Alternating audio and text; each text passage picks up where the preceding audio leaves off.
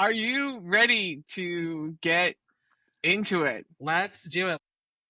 Hey guys, editing Melissa here. I am just getting on to tell you that I know that the audio for me sucks balls in this episode. I think it was a software issue because it's currently not happening. So I'm sorry. Enjoy the episode. There was a girl I went to high school with whose name was spelled Peony, but she pronounced it Peony. Peony, that's a pretty name. I know, right? And when I talked to her about it, I remember her just being like, it's a really big flower.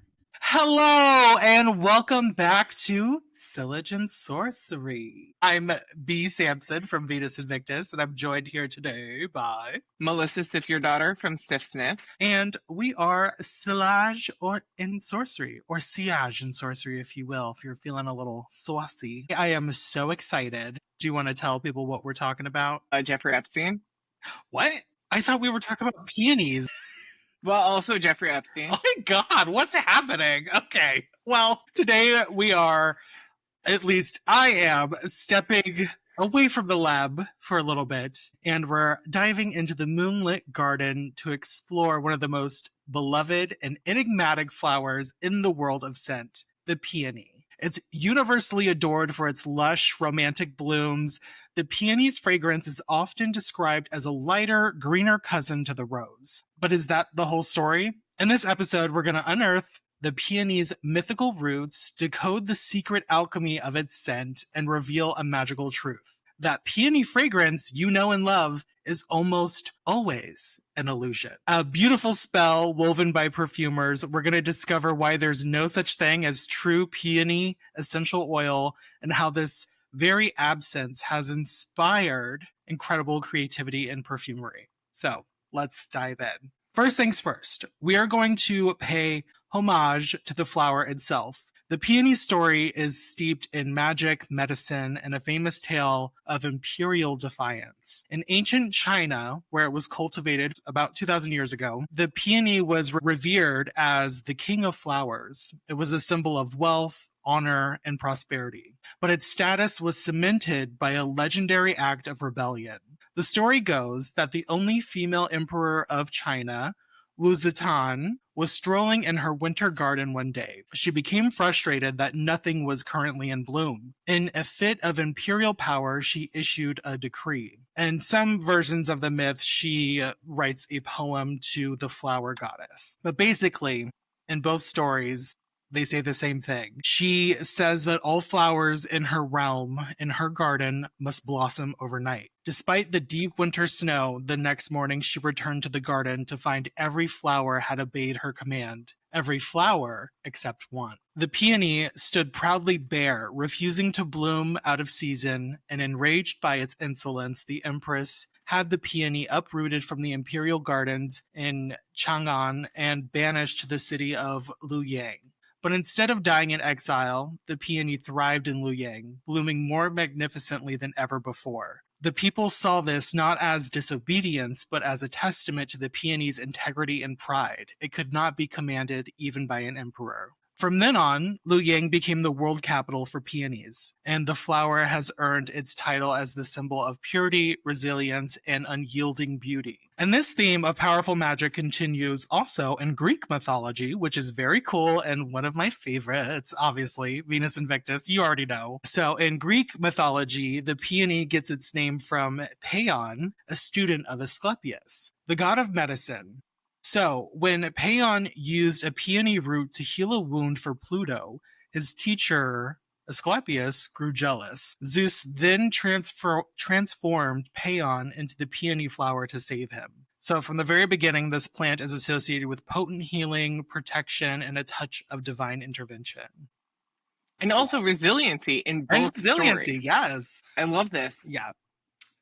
I forget the YouTube channel, but there is a YouTube channel out there, and this gorgeous, incredible person, I'm going to say person because I think they might be they, them gang. They did a whole deep dive on the rule of the Empress Wu Zetian, and it was phenomenal. I will find it and we can put it in the show notes. So if you want to learn about China's first and only female emperor. So, with that being said, now we have some like mythology behind the peony. Let's talk a little bit of the alchemy behind it. What are we actually smelling? So, the scent that we associate with these magnificent blooms, the aroma of a living peony, is a complex bouquet. But science has helped us break down its magical formula. Researchers have identified that the peony scent isn't dominated by one single note. It's a harmonious blend of key volatile compounds. Think of these compounds as the flower's spiritual signature, if you will. So, we have linalool. This molecule provides a green, fresh, slightly lily-like aroma, and it adds the like crispness of the scent. We have geraniol and citronellol. These are molecules that give roses their classic character. And peonies, they bring that like sweet, rosy heart that we all adore. And then we have phenethyl alcohol. It's another compound found in roses, and this adds the like soft, sweet, honey-like aroma.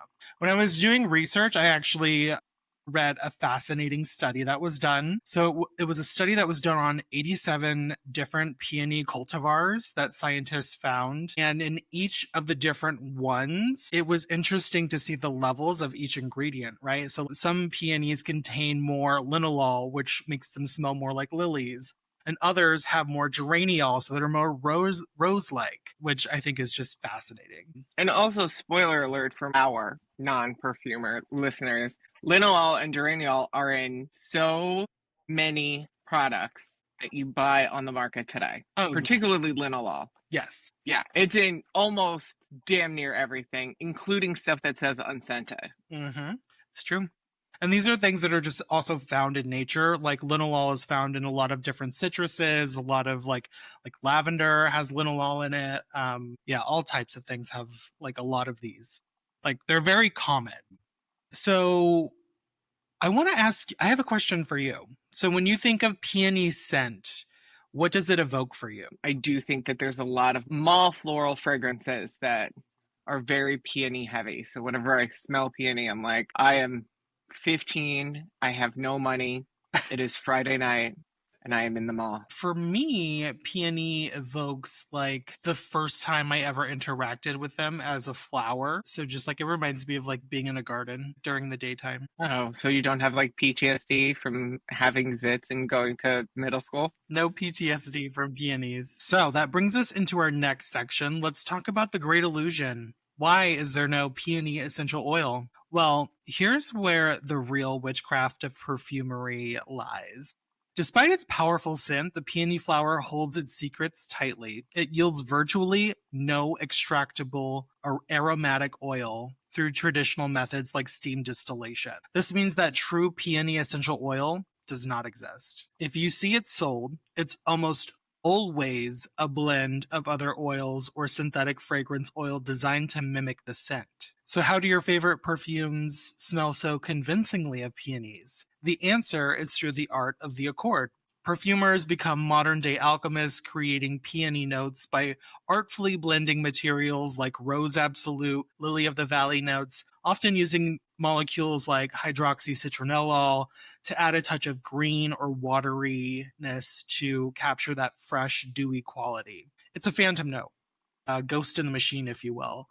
And it's one of perfumery's most beautiful tricks, creating accords. I find it quite interesting that the peony note in mainstream perfumes is a constructed fantasy. To create something that's recognizable by so many people, to me is just like, it's so cool. I love that. I love that shit. What's interesting though, is that you can create accords using any type of materials. So when we talk about peony in perfume, are they using high quality, expensive ingredients? Or are they using cheap synthetic fragrance oils? Because we've already discussed that the ingredients that make up a peony are not expensive. So it makes sense that it's overused in the mall fragrance set. Knowing that peony in your favorite fragrance is an artistic interpretation. I do, however, want to talk a little bit about peony extract, because that's a thing. So don't get confused. While we can't have peony essential oil, you can find peony extract But this is a different kind of thing. So the extract usually comes from the root of the plant, and it's not prized for its scent, but it's prized for its skincare virtues, harkening back to like ancient medicinal uses. Modern science has shown that peony extract is rich in antioxidants and a chemical called peony, which offers anti-inflammatory and skin-soothing properties. So in your moisturizer, peony is working a protection spell on your skin, if you will. And it's healing, just like this story from ancient Greece tells us all about. Yes, exactly. So in contemporary fragrance, the peony accord has become a star. It offers romantic floralcy of a rose, but often feels like younger and softer and more airy. You'll find it as the central note in popular scents like Jo Malone's Peony and Blush Suede or Dolce & Gabbana's Peony, where it creates a vibe of effortless, elegant femininity. It's a note that doesn't overwhelm, rather it invites. It's the scent of a blooming garden after a light rain, of silk dresses and quiet confidence. For witches, it can be a perfect correspondence for spells related to love, prosperity, healing, and attractive benevolent energy. A true botanical charm, like the legend of Empress Wu, symbolizes beauty that cannot be controlled or dominated. Beauty that cannot be controlled or dominated. Freya. Yes. I'm surprised you made a whole list of fragrances and you didn't cover the one that I'm exploring in this episode. Well, those are just two examples. There are many, many, many peony fragrances, and I'm excited to see which one you decided to take a deep dive into today. Well, I will say, when I was doing the research for this episode, it was so interesting to see how many fragrances for peony were just called like peony or just had peony and maybe two other notes in the fragrance. It seems that when people use peony, it's almost the entirety of the fragrance and often the name of the fragrance or most of the name of the fragrance. So I just find that so interesting, knowing that essentially it's inherently going to be something synthetic, which segues really well into our section. There was a meme going around that said everybody in the 90s who was a girl was sorted into 4 houses, and that was Tommy Girl, Victoria's Secret Love Spell, Gap Grass, or Bath & Body Works Cucumber Melon. Why are you laughing? Because you're just like... I just had a flashback. Cucumber Melon. Yeah, that is like, whoa. Oh, yeah. Cucumber Melon was my first exposure to Bath & Body Works. Our like babysitter had it when I was 11. I remember Love Spell too. That was everywhere when I was in high school. Oh my god. I was a Love Spell bitch. Yeah. I still have a bottle in this house. I have a shelf of all like the important fragrances on my like journey of becoming an adult, and I made sure to buy a bottle of Love Spell because that was my high school fragrance. That's incredible. It was just so good. It was so fruity. It was so lovely. I love fruity scents, so it just went with everything else that I am currently into. Mm-hmm. So the fragrance of this week is Victoria's Secret Bombshell. Bombshell. Okay. Victoria's Secret. Tell me everything. I gotta be honest. I don't know much about Victoria's Secret. I know that they have a fashion show. I know that they were in every fucking mall in America. And standalone stores. It's like the go-to. And big ass stores in America, in malls in America. Like they weren't like your tiny ass store. They were like these big ass multiple unit stores. Like intimate, like mini department stores. Crazy. I will say that Peony is almost overrepresented in the Victoria's Secret fragrances. I don't know if it's just because it's very easy to make accords of it and it is synthetic, but not just Bombshell, which is one of their top sellers. Other aughts favorites like Dream Angels Heavenly, Body by Victoria, even more modern ones like Crush and Scandalous, all have Peony listed as notes. And often it's Peony and maybe one or two other things. So I do find that interesting based off of what you said about Peony, that now we're doing that with Victoria's Secret. What I will say about Victoria's Secret is that, like its recent fragrance, it does get quite scandalous, because why wouldn't women in lingerie be anything but misogynistic? Shit. So let's go back to the 1970s. It's unclear exactly what year, but we're looking at like 1970, 1971. Okay. A marketing executive named Roy Raymond, which is not confusing for any of us with dyslexia, or a lisp for that matter, was tasked by his wife, Gay, to pick up a vibrator. Gay was a physical therapist, so she needed a vibrator to help her clients. And at the time, they were living in New York. Roy had to go to Times Square, which at the time was considered really seedy and was where all of the strip clubs and all of the sex shops and all of the, peep shows and stuff like that were. Before it became New York City's Disney World. While completing this errand, Roy thought that because women are more comfortable with sex and sexuality due to the second wave of feminism, there had to be a better way to purchase sexual products than going to some seedy store in the seedy part of town to buy a vibrator. So in 1974, he launches the Xandria collection, which is a mail order catalog. Part of why Xandria became popular is because it was super discreet. All of the catalogs were mailed in white envelopes, and there were no actual pictures of any of the products. They hired an artist to just draw what all of the products were. I don't know how that makes it better, though. Like, if it's the same thing, how does a drawing somehow make it, like, less weird? An illustration of a this dildo is better than a picture of one. Sure. Xandria instantly became fairly successful, particularly in the Bible Belt. So Roy wanted to expand to something other than just sex toys and decided on engaging in a store for women's lingerie. At the time, women's lingerie was just utilitarian. It only came in white or beige. It was primarily in department stores in the foundations section. When I saw that it was called the foundation section, that made me lull internally real hard. Foundation of what? Foundation of your outfit, I guess? Sure. Or like foundation. That's the only thing I could think of, but it was called the foundation section. And there were usually no employees on duty. So you had to like go in. You couldn't ask anybody any questions. You just had to like go in shame and then leave in shame, I guess, was how they were looking at it. Just like secretly buying panties. Like, okay, what? So that's so weird. Especially now. I'm like, hell yeah, I'm getting my freaking granny panties. They're 5 for 10 and we love this.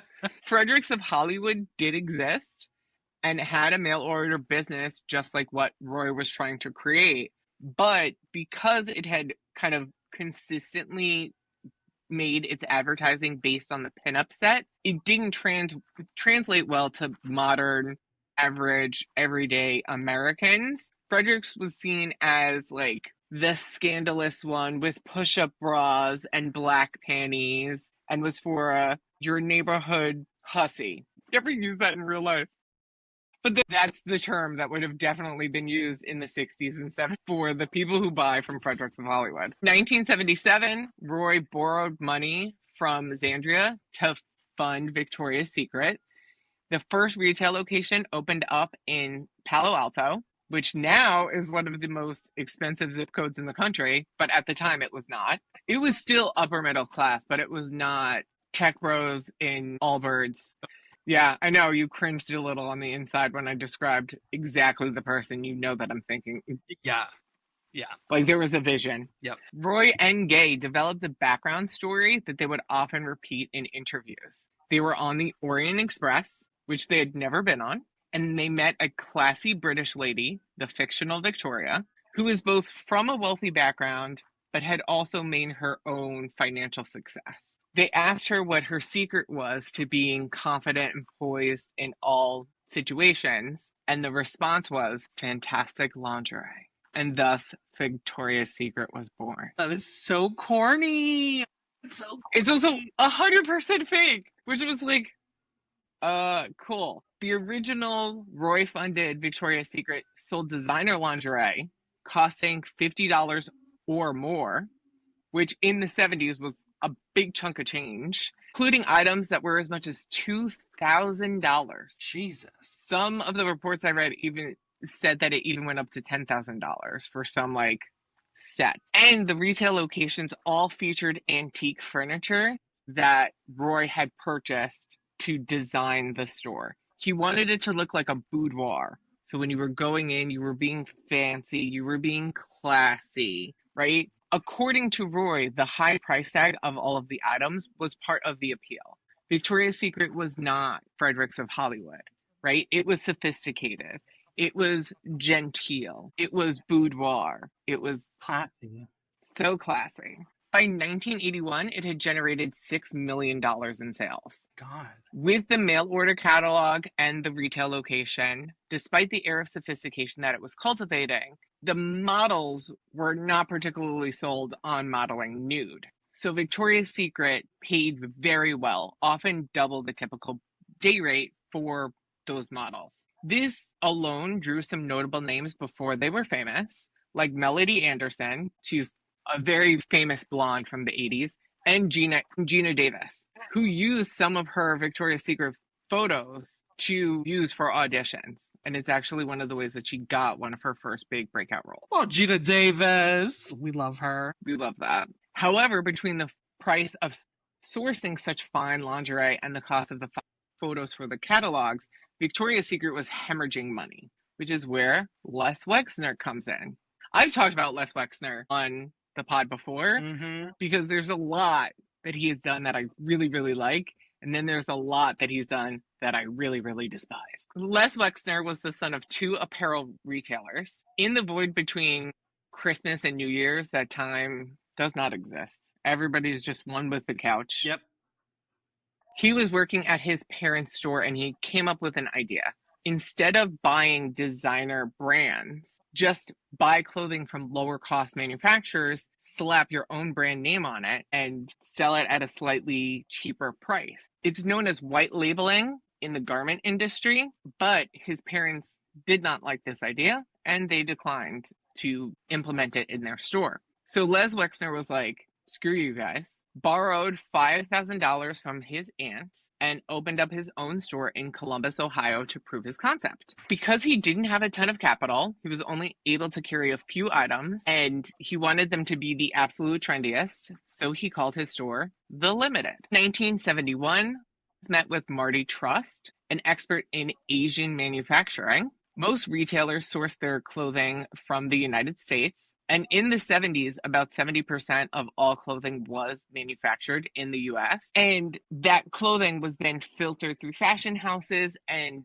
collections only debuted twice a year at most. In comparison, Asian manufacturers could take a concept to actual shelf-ready design in a matter of weeks. Wow. This was seen as extremely risky because so many Americans were buying solely US-made garments. But Les's risk paid off. By 1976, 5 years after the Limited's opening, it had generated $70 million in sales and was operating in 21 states. Holy shit. He then took his profits, as well as a little bit of bank debt, to acquire Mass Industries, the company that Marty Trust had founded. So now they owned the ability to manufacture in Asia. Les would continue to acquire companies as the business grew. Some of the companies that were under the Limited's umbrella are insane. One of them being Lane Bryant, who did a clapback campaign, I'm No Angel, when it was also at one point owned by Les Wexner and the Limited, who owned Victoria's Secret. That was an inside job. One of the factors that contributed to Les and the Limited's success is a concept known as patterning. Les and his high-level executives would go to fashion-forward cities like Paris, Milan, London, New York, and look for patterns from designers and also from street fashion. They were trying to find out what the trends were going to be. They would then purchase those pieces, ship them to Asia, to then get them mass produced. That's so sketchy to me. I'm so sorry. I wish I could tell you that I'm surprised. At this point, none of the stuff that I read fully surprises me. Yeah. But then it just keeps kind of getting worse. Liz is quoted as saying, you can't patent anything in the clothing business, which is interesting because you also can't copyright or patent a fragrance. Mm-hmm. So that's not any kind of spoilers for other stuff I'm going to for my Right. section of the Okay. podcast. The only thing you could do is have exclusivity deals, which is so shitty. Or in our industry, own a specific molecule's patent Right. and then have exclusive rights to use that molecule. In 1982, Victoria's Secret was on the verge of bankruptcy. In comparison, in 1983, the Limited had $720 million in revenue. Les, at this point, had established himself as a mall brand icon.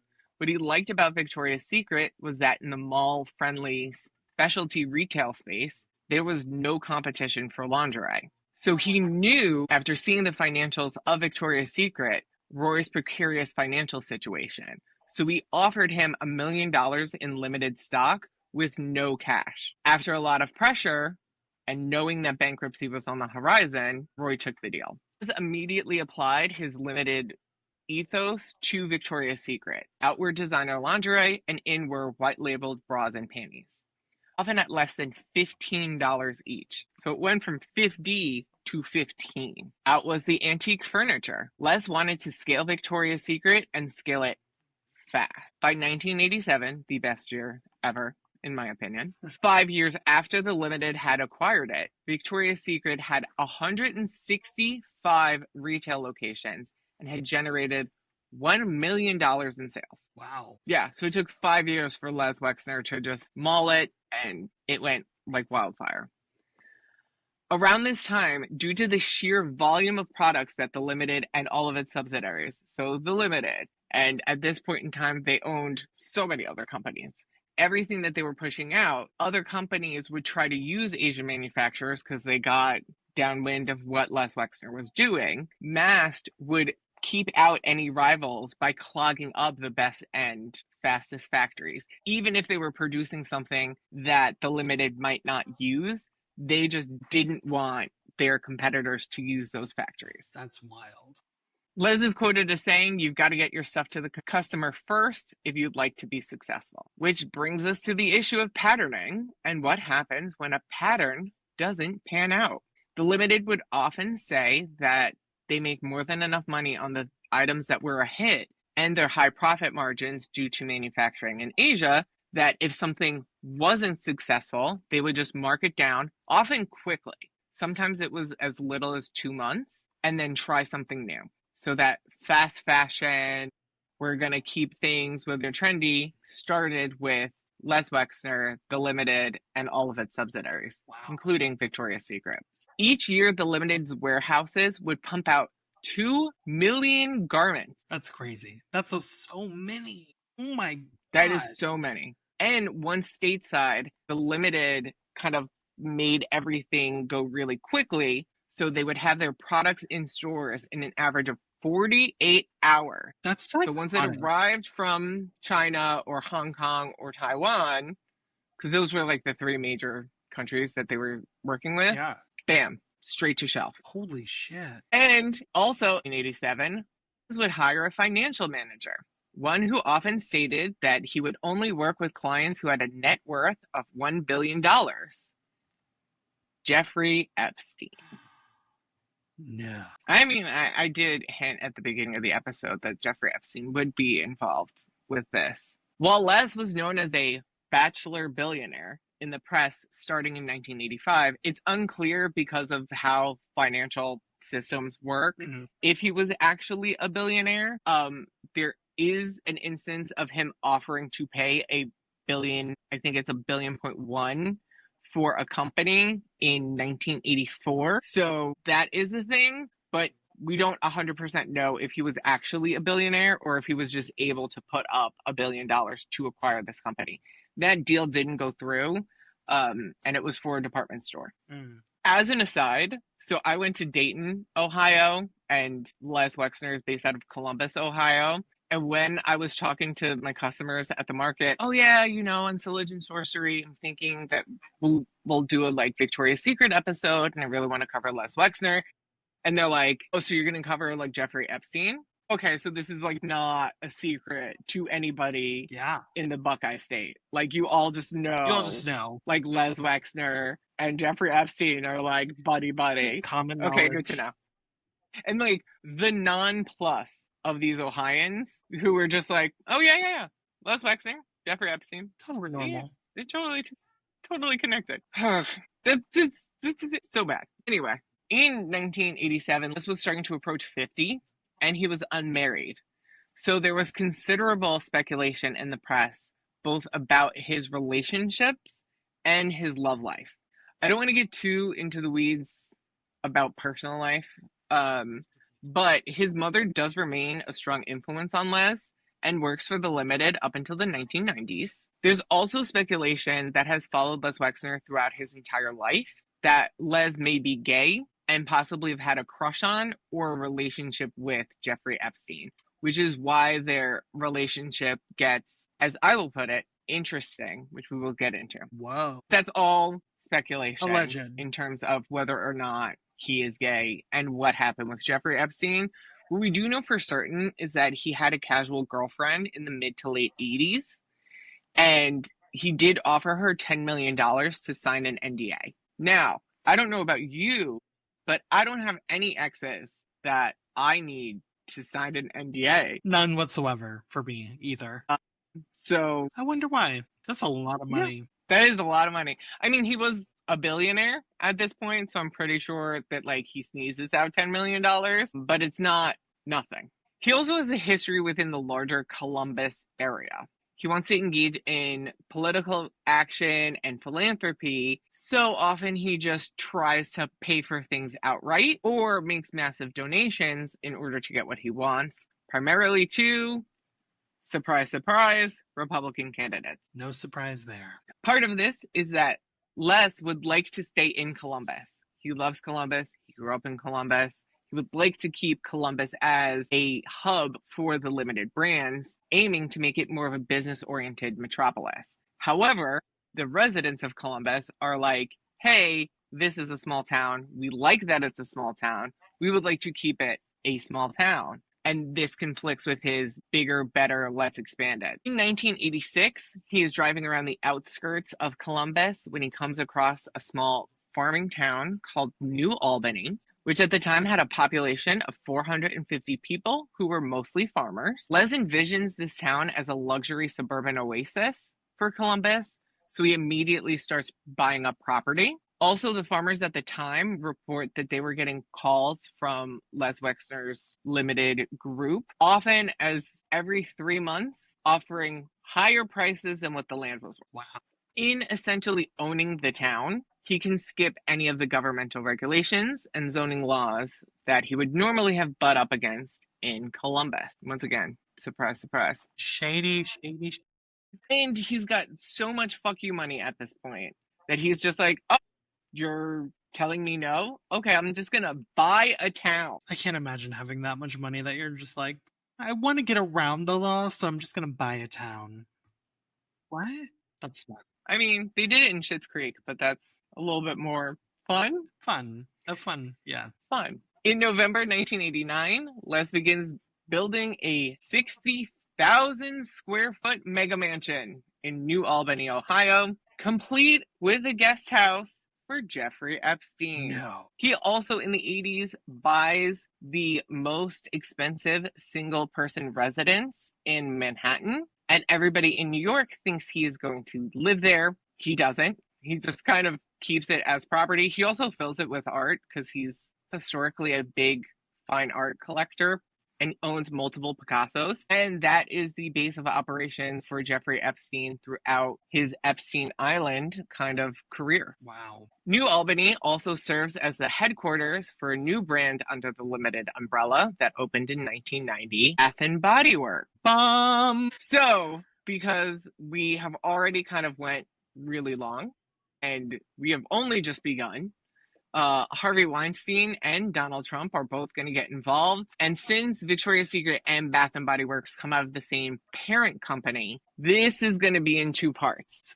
So the next episode is going to cover everything that happened with the Limited after Bath and Body Works was founded. So I'm leaving this episode on a bit of a cliffhanger. Well, I, for one, am so excited to hear what happens next.